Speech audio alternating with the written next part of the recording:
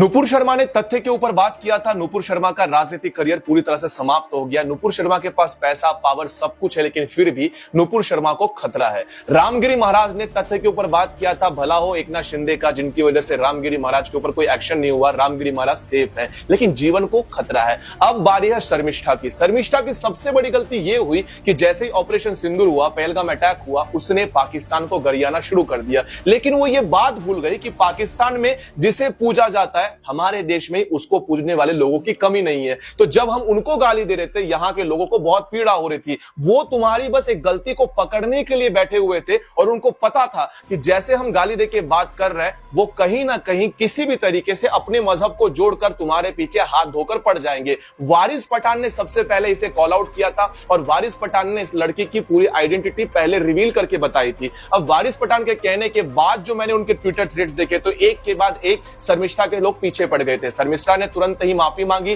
Tweet भी delete कर दिया, वीडियो भी डिलीट कर दिया, लेकिन ये लोग कहां मानने वाले थे। इन लोगों ने पूरा निर्धार कर लिया था कि शर्मिष्ठा को जेल पहुंचा के रहेंगे। इनका मकसद सिर्फ और सिर्फ जेल पहुंचा नहीं था। आप सोच नहीं सकते कि इनका मकसद क्या से क्या हो जाता। लेकिन अब हमें यह समझना होगा कि जब भी हम बात करते हैं तो पॉलिटिकली करेक्ट रहना हमारे लिए कितना जरूरी होता है। इसीलिए जितने भी 18, 19, 20 साल के लड़के लड़कियां हैं, आप लोगों से निवेदन है, कभी भी आप अपनी भावनाओं में बहकर या कोई कह रहा है इस वजह से कभी भी गाली का प्रयोग सामने वाले के मजहब के लिए बिल्कुल भी ना करें, क्योंकि लॉ भी आपको उसमें नहीं बचाएगी। अब शर्मिष्ठा के साथ जो हो रहा है, इसके अगेंस्ट में हम ये कह सकते हैं कि हमारे शिवलिंग का उपहास उड़ाने वाले कितने ही हैं, महुआ मोहित्रा से लेकर घोष तक सभी लोग हैं, लेकिन उनके ऊपर कोई कार्रवाई नहीं हुई, क्योंकि ये रियलिटी है।